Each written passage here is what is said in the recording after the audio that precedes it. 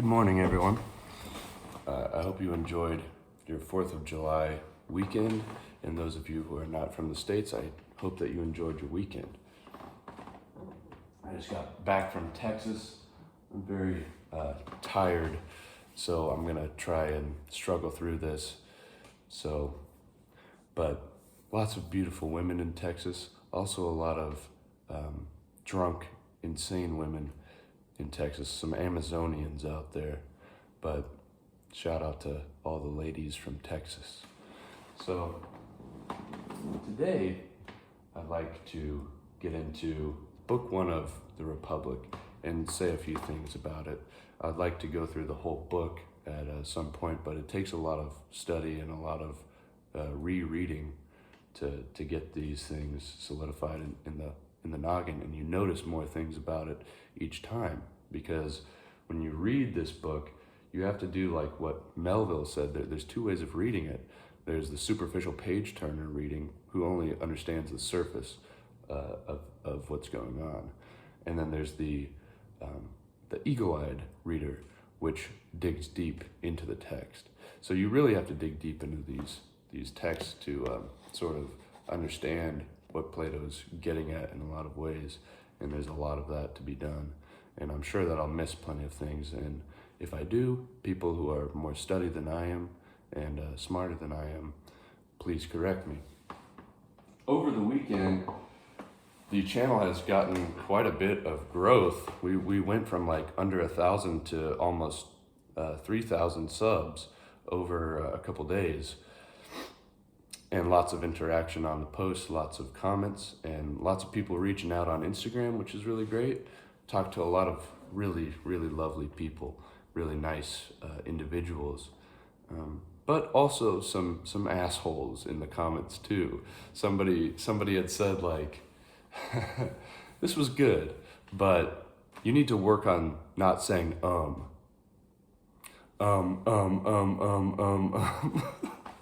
It's hard, guys. I'm really like, I feel like, who was it? Was it Moses?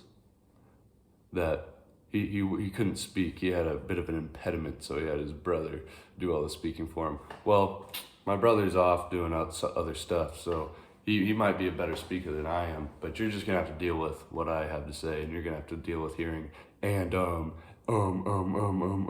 lot. So, book 1 of the Republic starts off with Socrates and Glaucon. They went down to Piraeus, which means down on the divided line, farther away from the true knowledge and down into the realm of opinions, which are straying from the real true knowledge. But Piraeus is the port city, trade port, so it's a major cross-cultural environment. But they go down there to see the festival for the goddess Artemis. But I believe the festival was very, since there are many cultures, there's the Thracian culture. Their festival was like, they're the ones that were really putting on the festival, I believe, and their goddess that they're celebrating is called Bendis.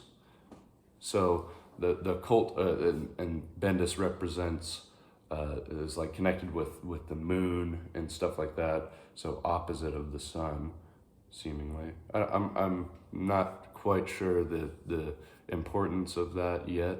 There is also connections with Bendis to Dionysian cults, like you got the Maenads partying out there, doing orgies and stuff.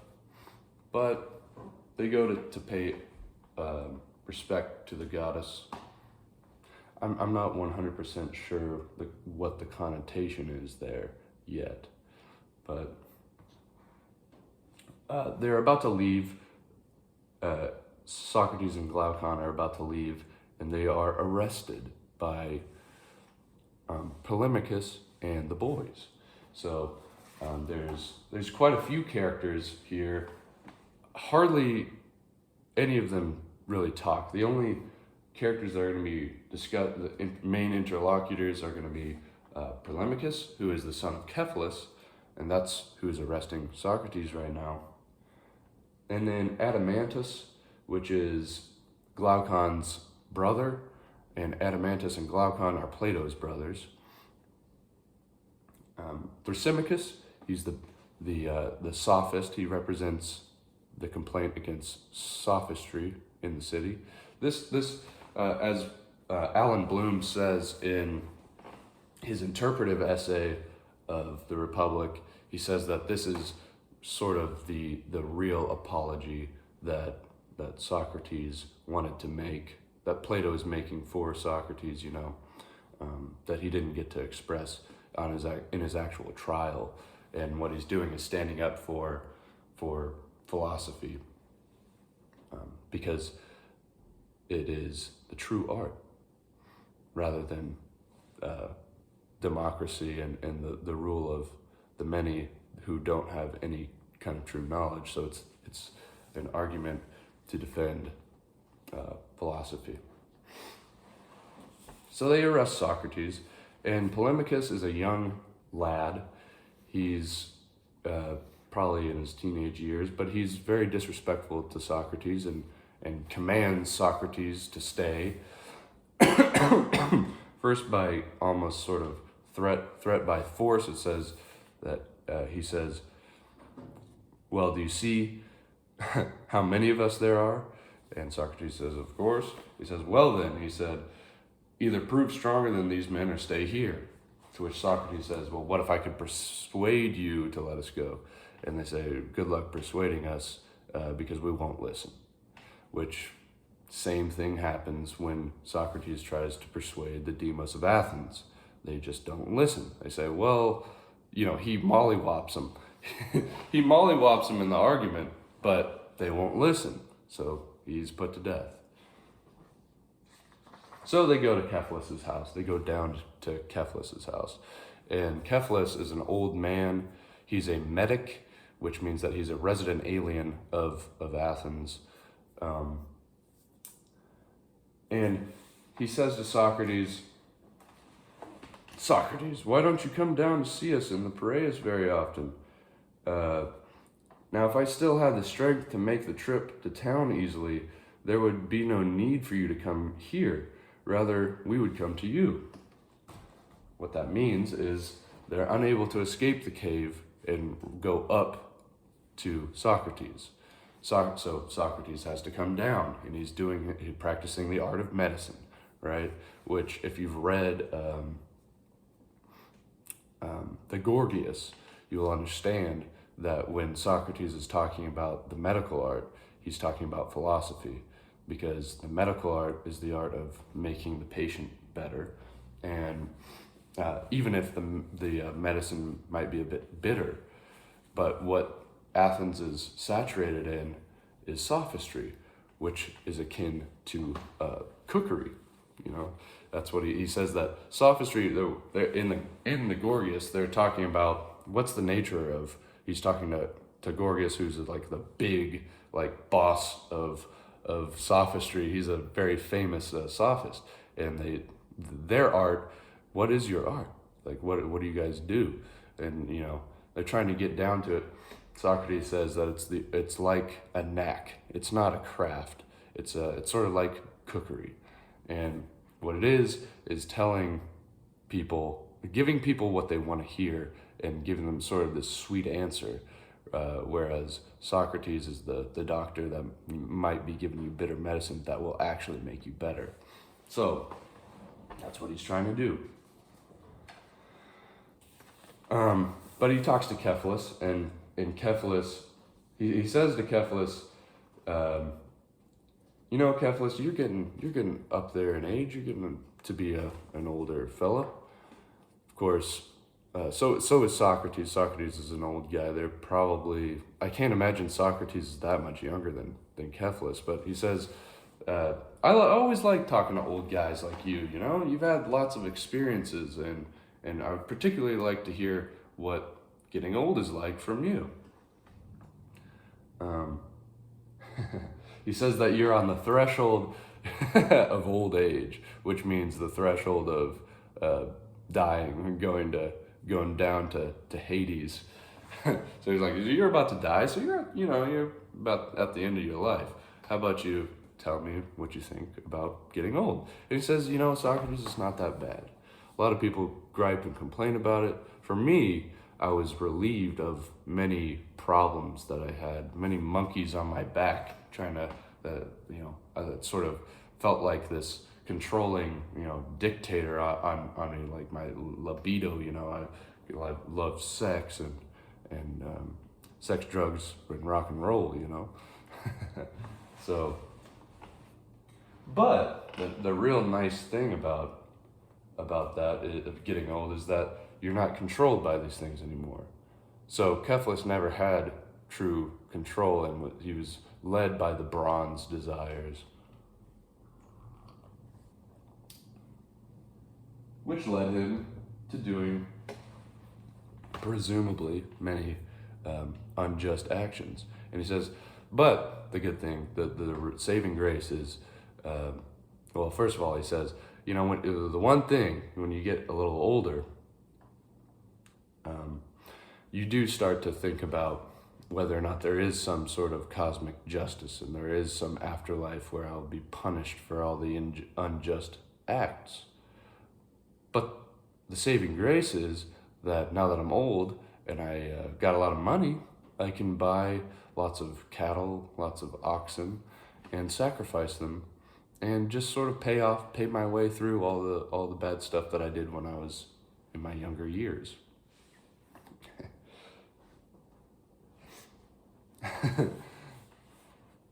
So, Socrates, that gets Socrates like, you know what that reminds me of? I'd like to talk to you about justice, Cephalus. What is justice? How do you go about that?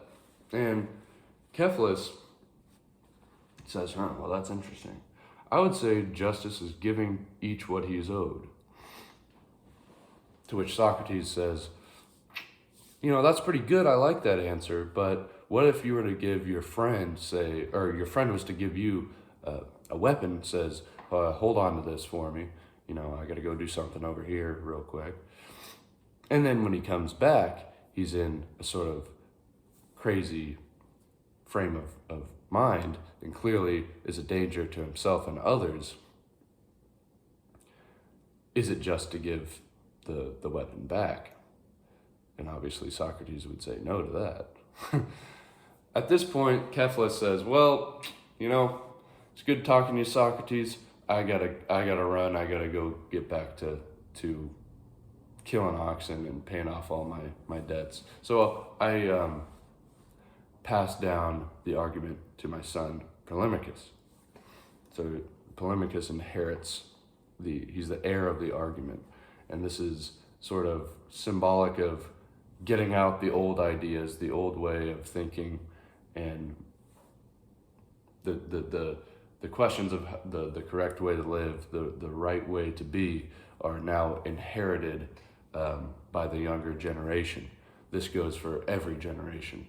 Everyone has to inherit these arguments and think about these things.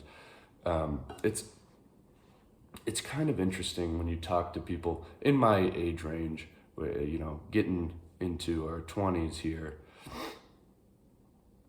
seeing how many people have sort of gotten their own ideas or moved past what basically you've inherited the argument at this point. You're in the state of not knowing, but you're trying to find out things. And that's how I feel, in my life. But when you see people that you can tell sort of never did that and never inherited an argument, they just sort of follow what, their parents think, what society tells them to think, their environment, but never really venture out and try to think through a lot of ideas. It's kind of a weird thing. So I like to make a nuisance of myself, kind of like Socrates, and ask people why they think things, and I'm sure you're right about that. But that's a bit of a rabbit hole. So Polemarchus inherits the argument, and he says that justice is doing doing, what is it? Basically doing right to your friends and doing wrong to your enemies, harming your enemies. To which Socrates says, well, that's interesting, but you could easily mistake your friend for your enemy. And how are you supposed to know about that stuff? And plus another thing, how are you supposed to, the just man doesn't seek to harm anybody, and nobody's really his enemy, right? Like that meme, I have no enemies, whatever. He says to Polemarchus that, think of it this way. If you have a horse, he's a bad horse, and you want to make him better. You want to make him a better horse. Now, would you make him better by harming him? Well, that doesn't really make sense. Is anything that is harmed made better? And I don't really think that follows. So he talks down Polemarchus. He's sort of winning him over to his side, but the Thrasymachus is trying to interrupt. He's like trying to jump into the conversation at multiple points, and it says that they had to restrain him. But at a certain point, he's like, basically, he comes in, he says that, all right, Socrates, we gotta, this is nonsense. Why don't me and you, let's do battle, and whoever wins, when I convince you that I'm right, you gotta pay up. And Socrates doesn't have any money. So he's like, well, I promise you, I'll get you the money, whatever, if that's what you gotta have to talk, which this is a critique on the sophists because all they care about is making money. Thrasymachus is a sort of a teacher of rhetoric, and he expects payment, which would mean that he's practicing the art of money making and not trying to make his students better. So he's sort of the tyrannical man. He's only in it for himself here, whereas Socrates is the gold man who is trying to make people better.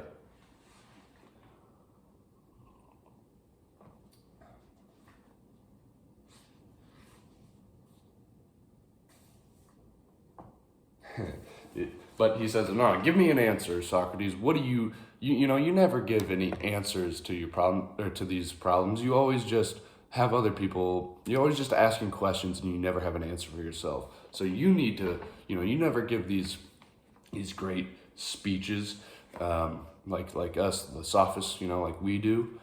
So now it's time for you to answer. And he says,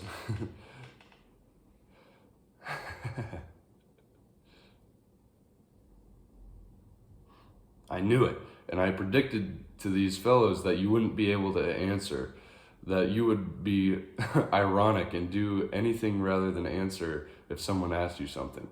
And Socrates says, well, that's because you are wise, Thrasymachus. I love the way he writes it. It's just Plato's sort of irony. It's so good. But it says that in line 338a, and Thrasymachus evidently desired to speak so that he could win a good reputation, since he believed that he had a very fine answer. And so Thrasymachus says, now listen, I say that the just is nothing other than the advantage of the stronger.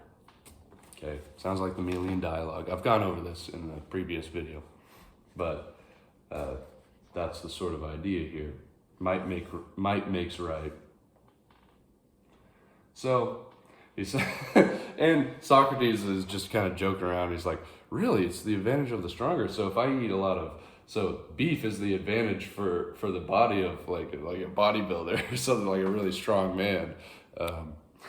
So is that justice? But he's kind of smacking him on the side of the head a little bit. He's getting a little playful. But So they go through and they set up, all right, well, we're going to have this discussion. Let's go ahead and get into this here. And this is, the language is very specific. He says, he says that we're going to need witnesses to the argument, and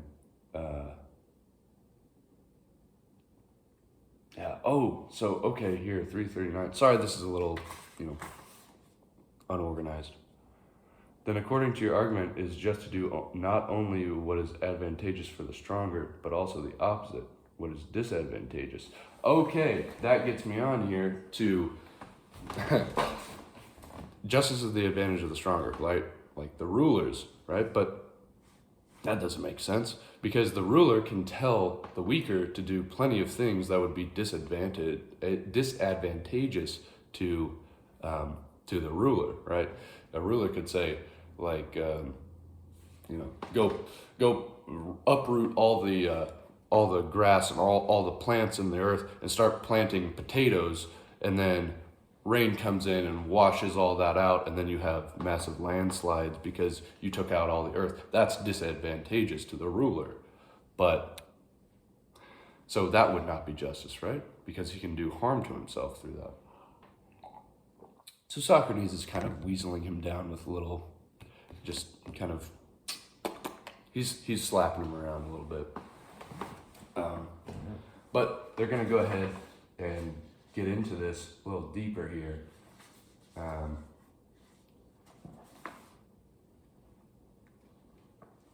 Where Socrates is going to bring up that,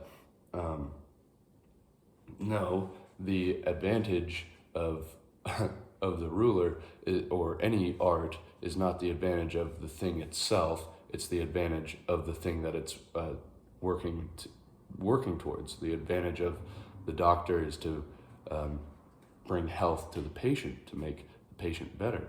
And it seems like there are there's two types of wages. There's two types of arts. There's the art of money making, and then there's the art of the thing itself. And Socrates makes reference to the art of doctors very specifically, because that's what the philosophical, the art of philosophy is, to make the patients better. He views these people, these sort of disorganized men, as being unhealthy. They have unhealthy mindsets, and so he's trying to correct them as a doctor would.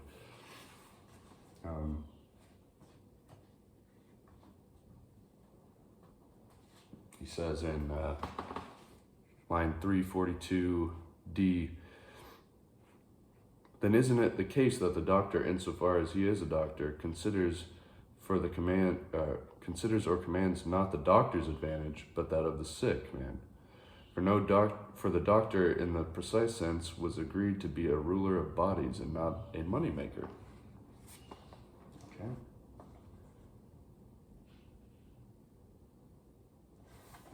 Therefore, Thrasymachus, I said, there isn't ever anyone who holds any position of rule insofar as he is ruler who considers or commands his own advantage rather than that of what is ruled, and of which he himself is the craftsman.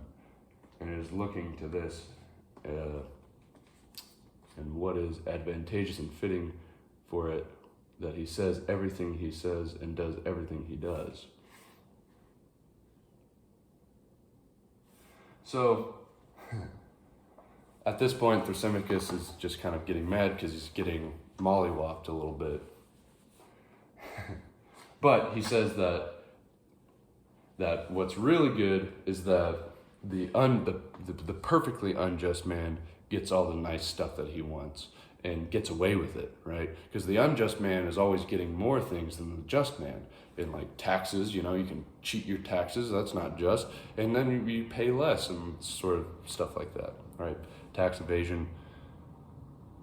I gotta agree with Thrasymachus on that one. Gotta evade those taxes. Just kidding. The IRS will get on your ass. But, let's see here.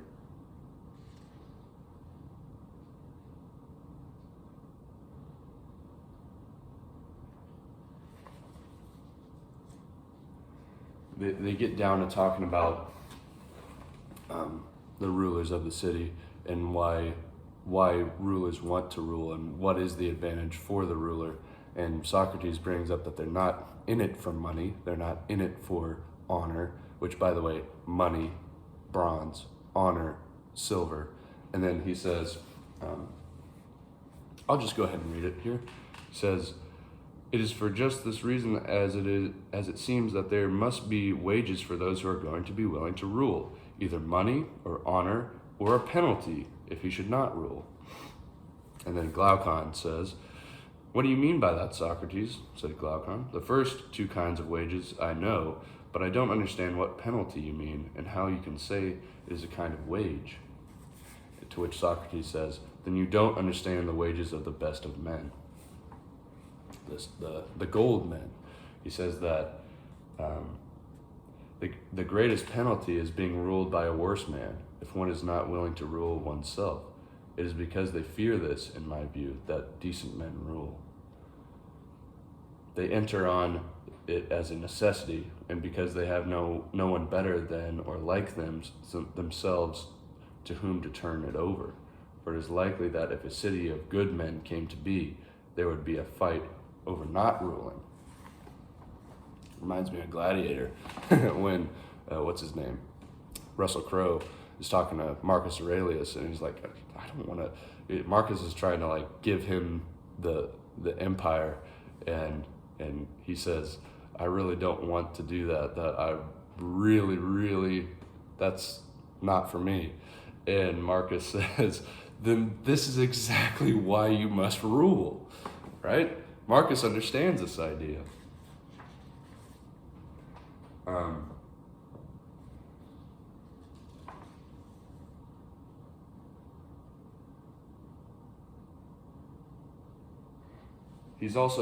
Socrates also argues for justice in itself and why it's the correct thing, the correct way to live.